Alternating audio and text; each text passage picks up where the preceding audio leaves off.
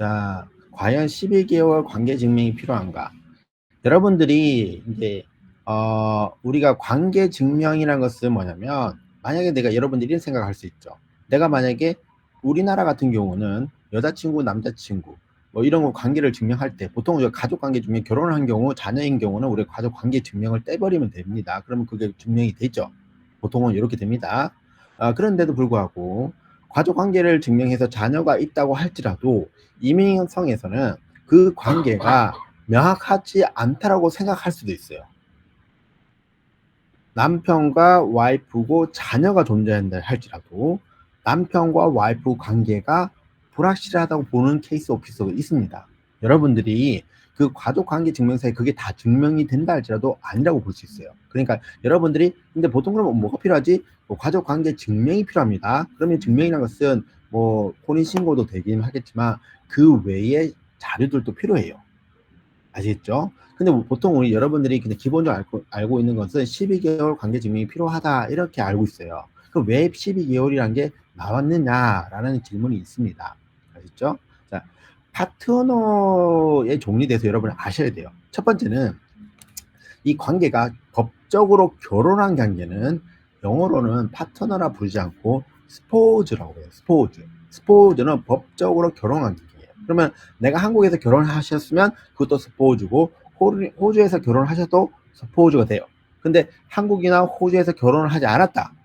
이럴 경우에 파트너라고 할 때는 디팩토 관계라고 할게요. 우리가는 우리나라 말로 하면 사실혼 관계죠.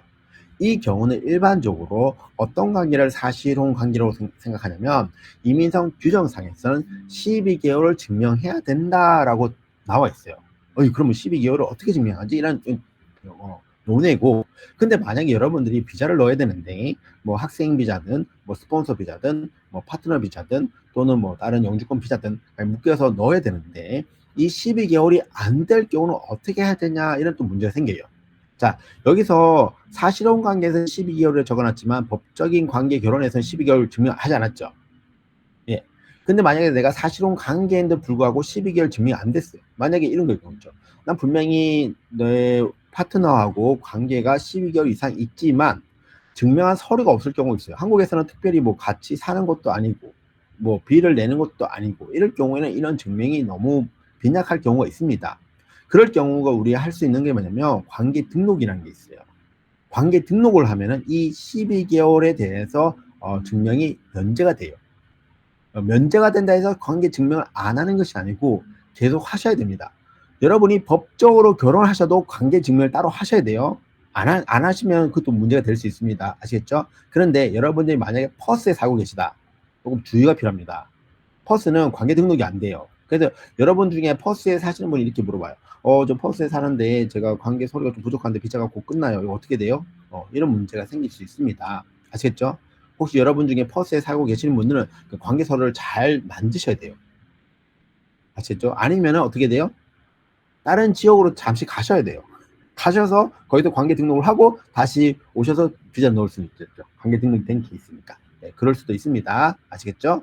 근데 굳이 이제 그렇게까지 할 필요는 없겠죠. 일반적으로는. 자, 그러면 관계 증명할 때는 그러면 내가 관계 등록을 하거나 관계 결혼을 하거나 했을 때는 관계 서류가 별로 필요 없는가? 아닙니다. 관계 서류 필요해요. 왜냐하면은 이 케이스가 제니인하고 현재 진행형이라는 것을 증명할 의무가 생깁니다. 12개월이 면제가 된다 할지라도. 아시겠죠? 그러면 12개월 면제되면 어떤 서류가 증명이 돼요? 일반적으로 여러분들이 사실혼 관계라고 하는 것은 뭐냐면은 그 사람들이 결혼에 준한 커플이라고 한다면 이런 서류들이 있을 거라고 예상하는 거예요. 근데 모든 사람이 그렇게 동일하진 않죠. 동일하진 않습니다. 정말 이상한 커플도 많아요. 그런데 기본적으로 그들이 재정적인 상태를 공유한다는 거예요. 공동 자산이 있다. 라고 일본적으로 볼 수 있습니다. 아시겠죠? 뭐 보험을 들었거나 뭐 자동차를 공동 소유를 한다거나 아시겠죠? 그리고 그 다음에 여러분들이 집안일을 어떻게 하느냐. 이건 뭐냐면 혼자서 뭐 밥하고 빨래하고 뭐 청소하고 다 하진 않겠죠. 여러분들이 어떻게 가사 일을 분담하는가. 아시겠죠? 그리고 여러분들이 그 관계를 유지하기 위해서 서로가 어떻게 노력을 하는가를 또 언급을 하셔야 돼요. 누구는 돈 벌고 누구는 뭐 일을 하고 공부를 하고 누구는 집에서 뭐뭐 하고 그리고 여러분들이 뭐 가끔 뭐 그 뭐지 일 끝나고 집에 와서는 같이 서로 어떻게 시간을 보내고 주말에는 어떻게 보내고 서로의 관계를 계속적으로 유지하기 위해서 어떤 노력을 하는가를 또 증명을 하셔야 됩니다. 아시겠죠? 뭐 여러분이 같이 뭐 놀러 다닌다든가 그런 것들 증명하셔야 돼요. 그리고 소셜 어스펙트가 뭐냐면 여러분들이 둘만이 좋아해서 둘만의 관계를 하는 것이 아니라 주변 사람들이 이 관계가 진짜 관계 같아라고 보여줘야 돼요. 그리고 여러분들에게 조금 주의할 사항이 뭐냐면 각 비자마다 파트너십을 할 때 이민성을 보는 관점이 틀려요. 왜냐하면은 이 파트너 비자인 820, 801 같은 경우 영주권은 조금 까다롭게 봐요. 이 영주권이라서요. 아시겠죠? 근데 여러분이 학생 비자, 졸업생 비자, 뭐 스폰 비자 같은 경우는 영주권이 아닙니다. 자, 그런데 여러분들이 조금 주의할 사항이 뭐냐면 여러분이 학생 비자 넣을 때 보통은 같이 신청하기도 하고 어떤 사람이 학생 비자를 받았어.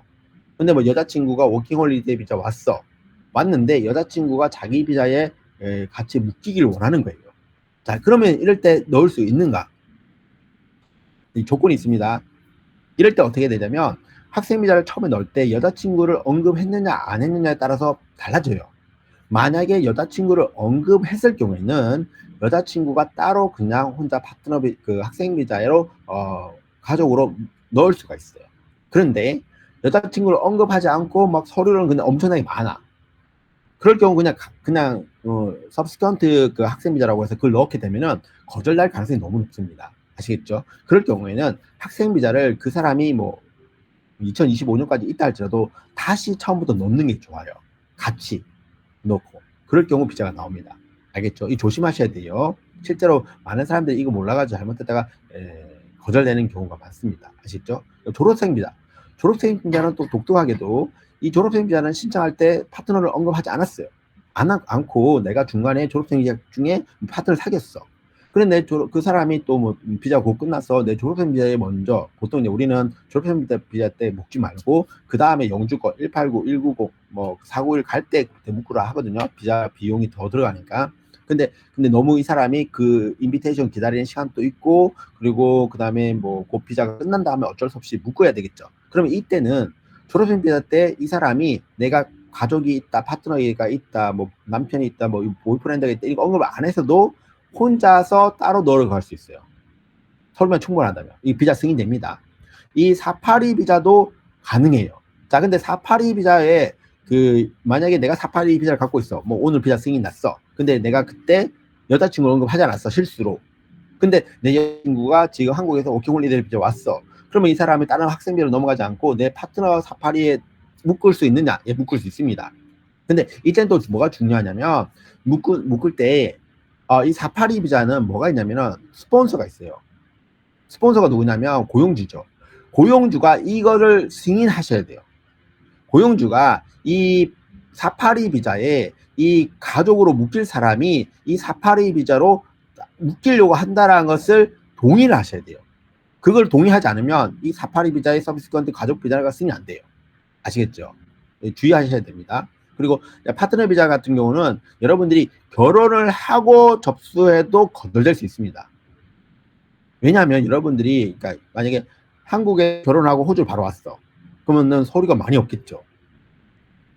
이럴 경우에 비자를 뭐 관광비자로 오셔가지고 비자를 넣을 경우에 그럼 임성이 뭐 추가적인 서류가 너무 많이 부족하니까 이 심사를 봤을 때 너무 서류가 없는데 이거 진짜 가족이 맞을까? 하면서 거절하는 케이스도 존재할 수 있어요. 아시겠죠? 학생 비자. 여러분들이 학생 비자에서 파트너 할 때 조심할 게 뭐냐면 케이스 오피서가 여러분의 패밀리 멤버를 잘 체크해요. 제대로 레코드가 됐는지. 그리고 이 서포즈가 에딩이 안 됐잖아요. 그러면 나중에 new family member는 cannot be considered 이래 돼요. 조심하셔야 돼요. 그러니까 여러분들이 그래 뭐 언급하지 않았지만 내가 갖고 있는 학생비자 사이에서 내 관계가 빌드업 돼가지고 현재 진짜 재미난 관계고 내 파트너니까 그 친구 내 비자에 묶는 게 괜찮지 않겠어? 라고 하지요? 안 됩니다. 안 돼요. 이렇게 안 될 수 있습니다. 그러니까 조심하셔야 돼요. 근데 보통 언제 게 되냐면 내추럴리하게 묶인 경우 됩니다. 그건 뭐냐면 결혼을 하거나 자녀가 출산된 경우는 내추럴하게 그게 될 수 있어요. 근데 그 외의 케이스는 일반적으로 어렵습니다. 아시겠죠? 조심하셔야 돼요. 네. 그 다음에 이제 Q&A로 한번 가볼까요?